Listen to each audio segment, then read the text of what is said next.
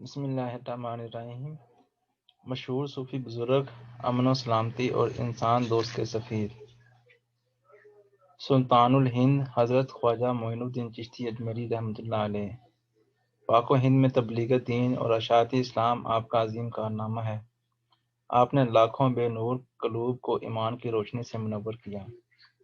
تحریر محمد عبدالمطلی نعمان۔ دین مبین کی نشر و اشاعت اور تبلیغ اسلام میں اولیاء کرام اور صوفیاء اعظام کی جدوجہد اور کردار مثالی اور تاریخی اہمیت کا حامل ہے۔ ان کا وجود معاشرے میں ایک اصلاحی ادارے کی حیثیت سے ہر دور میں کام کرتا رہا ہے۔ اجمیر شریف راجستھان بھارت میں واقع وہ عظیم خطہ ہے جہاں سے سلطان الہند سید الطائفہ حضرت معین الدین حسن چشتی اجمیری رحمۃ اللہ علیہ کا فیض پوری دنیا میں پھیلا۔ حضرت معین الدین چشتی المعروف خواجہ غریب نواز رحمۃ اللہ علیہ اسلامی تصوف کی تاریخ میں برگزیدہ ترین بزرگ ہستیوں میں سے ایک ہیں۔ سلسلہ چشتیہ کی بنیاد ہندوستان میں پہلے ہی دین سے اشاعت و تبلیغ اسلام کا نقطہ آغاز تھی۔ ولی کامل حضرت معین الدین چشتی رحمۃ اللہ علیہ کے ہاتھ پر کثرت سے لوگ مسلمان ہو گئے۔ سلسلہ چشتیہ ہندوستان میں آپ ہی کی بدولت پھیلا اور ایک محتاط اندازے کے مطابق 90 لاکھ افراد آپ کی تبلیغ کے نتیجے میں مشرف بے اسلام ہوئے۔ عام طور پر تسلیم کیا جاتا ہے کہ پاک و ہند میں مسلمانوں کی تعداد کی کثرت بہت کچھ حضرت خواجہ غریب نواز کی کوششوں اور روحانیت کی مرہون منت ہے۔ ان میں سے ایک بڑی تعداد آپ کی دعوت و تبلیغ سے مسلمان ہوئی۔ آپ کے علم و فضل اور تعلیمات کا فیض عام آج بھی جاری ہے۔ حضرت خواجہ غریب نواز کا اسم گرامی حسن اور لقب معین الدین ہے۔ آپ کے والد ماجد کا اسم شریف سید غیاث الدین تھا۔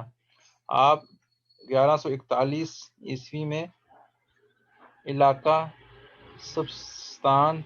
سیستان میں پیدا ہوئے، اس لیے آپ کو سنجری کہا جاتا ہے۔ سیستان خراساں کے جنوب میں واقع ہے۔ اس وقت اس کا کچھ حصہ ایران میں شامل ہے اور کچھ افغانستان میں۔ نشو و نما افغانستان میں پائی۔ شجرہ نسب 11ویں پشت میں حضرت امام حسین بن علی المرتضیٰ رضی اللہ تعالیٰ عنہ سے جا ملتا ہے۔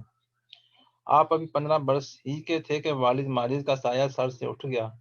اسی اثناء میں مشہور بزرگ حضرت ابراہیم قندوزی رحمۃ اللہ علیہ جو مجذوب بھی تھے کی توجہ سے طلب حق کا جذبہ پیدا ہوا۔ چنانچہ وطن عزیز کو خیر باد کہہ کر تحصیل علم کے لیے سمرقند بخارا جو ان دنوں اسلامی علوم و فنون کے مرکز سمجھے جاتے تھے کا سفر اختیار کیا۔ پہلے قرآن حکیم فرقان حمید حفظ کیا اور پھر علوم دینیہ کی تحصیل و تکمیل کی۔ اس زمانے کے ممتاز علماء سے کسب فیض کیا۔ سمرقند سے نکل کر عراق کی طرف روانہ ہوئے اور نیشا پور کے قریب قصبہ ہارون یا ہرون میں مشہور بزرگ حضرت شیخ عثمان ہارونی رحمۃ اللہ علیہ کی خدمت میں حاضر ہو کر شرف بیعت حاصل کیا۔ سید محمد بن مبارک کرمانی سیرت الاولیاء میں لکھتے ہیں کہ 20 سال تک آپ حضرت عثمانی ہارونی رحمۃ اللہ علیہ کی خدمت میں سلوک و طریقت کی مناظر طے کرتے رہے اور سفر و حضر میں ہر طرح کی خدمت بجا لاتے رہے۔ 20 سال بعد حضرت خواجہ ہارونی نے مکہ مکرمہ میں آپ کو خرقہ خلافت عطا فرمایا اور آپ کی مقبولیت اور آپ کے حق میں خدا اور اس کے رسول صلی اللہ علیہ وسلم کی بارگاہ میں دعا فرمائی۔ مدینہ النبی صلی اللہ علیہ وسلم کی حاضری میں حضور اقدس صلی اللہ علیہ وسلم نے آپ کو ہندوستان جانے کا حکم دیا اور بشارات سے نوازا۔ اس کے بعد آپ نے قصب روحانی کے لیے مختلف مقامات کا سفر کیا اور متعدد بزرگوں سے ملاقاتیں کی۔ بعض تذکروں میں آپ کا حضرت شیخ عبدالقادر جیلانی سے ملاقات کا بھی ذکر موجود ہے۔ کچھ عرصے آپ ہرات میں رہے اور شیخ الاسلام شیخ عبداللہ انصاری کی خانقاہ میں قیام فرمایا۔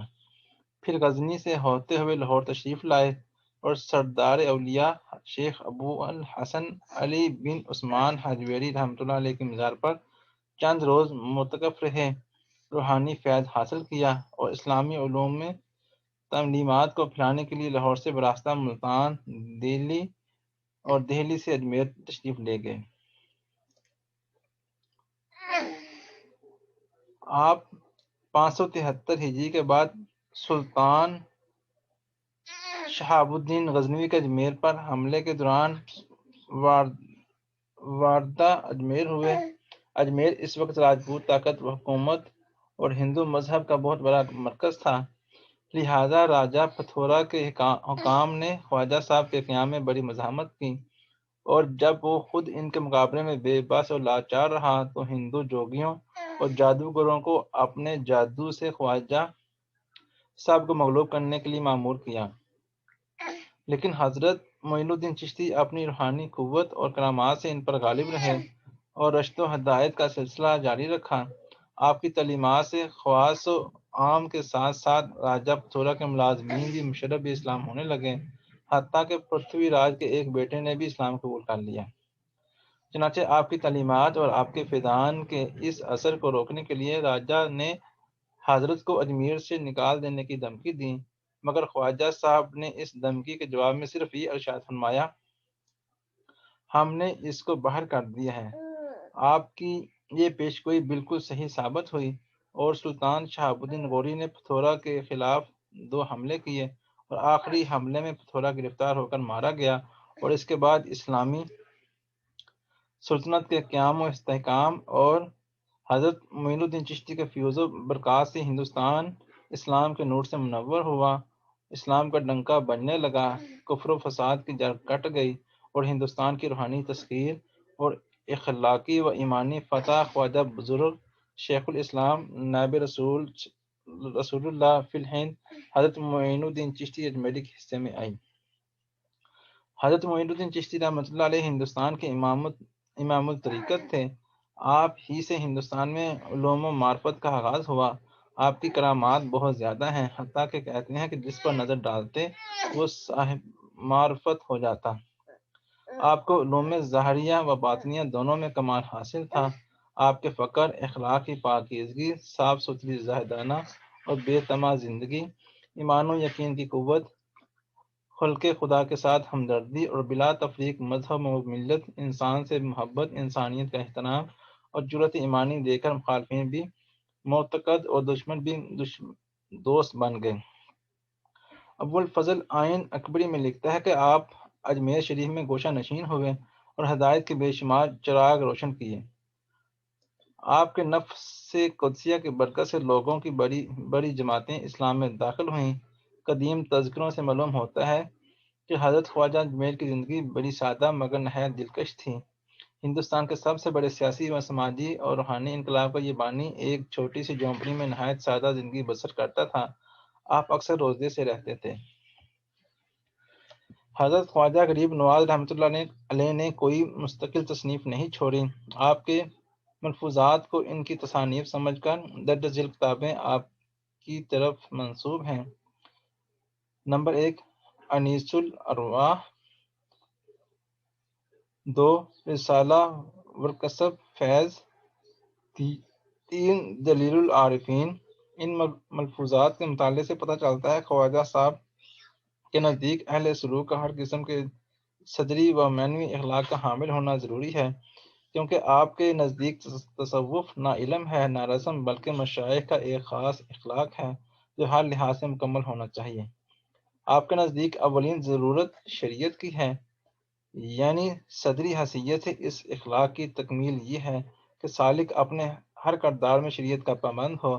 جب اس سے کوئی بات خلاف شریعت سرزد نہ ہوگی تو وہ دوسرے مقام پر پہنچے گا جس کا نام طریقت ہے، اور جب اس میں ثابت قدم رہے گا تو معرفت کا درجہ حاصل کرے گا، اور جب اس میں بھی پورا اترے گا تو حقیقت کا درجہ پائے گا۔ اس کے بعد اللہ تعالیٰ سے جو کچھ مانگے گا اسے ملے گا۔ آپ نے آخری وقت تک اجمیر ہی میں قیام فرمایا اور یوں تقریباً نصف صدی تک ارشاد و تلقین، اشاعت اسلام اور ہزاروں مریدین کی تعلیم و تربیت کرنے اور یاد حق میں سرگرمی سے مشغول رہنے کے بعد وصال فرمایا۔ دائی اجل کو لبیک کہا۔ آپ کی وفات سلطان التمش کے دور میں ہوئی، اور تاریخ وفات بقول جمہور اہل تاریخ 6 رجب یوم دوشنبہ ہے۔ سیر العارفین کے مصنف کا بیان ہے کہ وفات کے وقت سن شریف 97 سال تھا۔ سید محمد بن مبارک کرمانی اور شیخ عبدالحق محدث دہلوی لکھتے ہیں کہ وفات کے بعد حضرت خواجہ معین الدین چشتی اجمیری رحمۃ اللہ علیہ کی پیشانی مبارک پہ یہ نقش ظاہر ہوا: حبیب اللہ مات فی حب اللہ، یعنی اللہ کا حبیب اللہ کی محبت میں فنا ہو گیا۔ کئی حکمرانوں نے آپ کے دربار میں حاضری کو دین اور دنیا کی سعادت جانتے ہوئے اپنے تعلق اور دلی عقیدت کا اظہار کیا۔ آپ کی تعلیمات کا فیضان آج تک جاری و ساری ہے۔ یہی وجہ ہے کہ آپ کی درگاہ کی زیارت کے لیے زندگی کے ہر شعبے اور طبقہ فکر کے لوگوں کا ہجوم رہتا ہے۔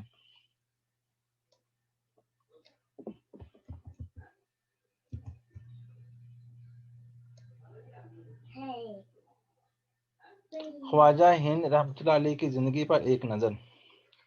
آپ کا نام معین الدین حسن تھا، جبکہ خواجہ ہند غریب النواز، سلطان السالکین، عطائے رسول کریم صلی اللہ علیہ وسلم، قطب المشائخ کے القاب سے شہرت پائی۔ 14 رجب المرجب بروز پیر ایران کے شہر سیستان کے قصبہ سنجر میں باختلاف روایت 538 ہجری کو ولادت ہوئی۔ حسنی حسینی سادات سے ہیں۔ سلسلہ نسب 12 وارثوں سے شیر خدا سیدنا علی المرتضیٰ سے جا ملتا ہے۔ والد کا نام غیاث الدین تھا، جبکہ والدہ کا اسم مبارک ام الورا ماہ نور بی بی تھا۔ آپ کا حلیہ شریف کچھ یوں تھا: رنگ سرخ و سفید، دراز قد، جسم مضبوط و قوی، شانے چوڑے، پیشانی کشادہ، آنکھیں خوبصورت اور ریش مبارک، داڑھی قدریں گہنی تھی۔ 552 ہجری میں قصبہ ہارون میں شیخ خواجہ عثمان ہارونی سے شرف بیعت حاصل کیا۔ آپ کے خلفائے کرام میں قطب الدین بختیار کاکی، خواجہ حمید الدین ناگوری، حکیم ضیاء الدین بلخی، سید حسن مشہدی، شیخ نظام الدین ناگوری رحمۃ اللہ علیہ زیادہ مشہور ہیں۔ روزہ خیر الانام اعلیٰ صاحب صلوات والسلام سے اذان تبلیغ پا کر سرزمین ہند میں پرچم اسلام بلند کیا اور کفرستان کو دارالاسلام سے بدل دیا۔ آپ کے فیض و برکات سے روایت کے مطابق 90 لاکھ غیر مسلم حلقہ بگوش اسلام ہوئے۔ آپ کی تصانیف میں انیس الارواح، کشف الاسرار، گنج الاسرار، رسالہ تصوف منظوم، رسالہ آفاق النفس، حدیث المعارف، رسالہ موجود یہ شامل ہیں، جبکہ شعری مجموعہ دیوان معین آپ کے علمی ذوق کا پتہ دیتا ہے۔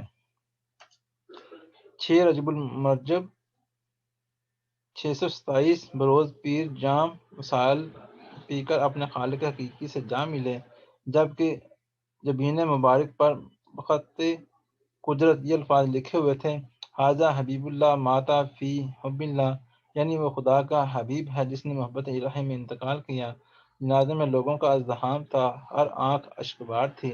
بڑے صاحبزادے خواجہ فخر الدین نے نماز جنازہ ادا کی۔ اللہ حافظ۔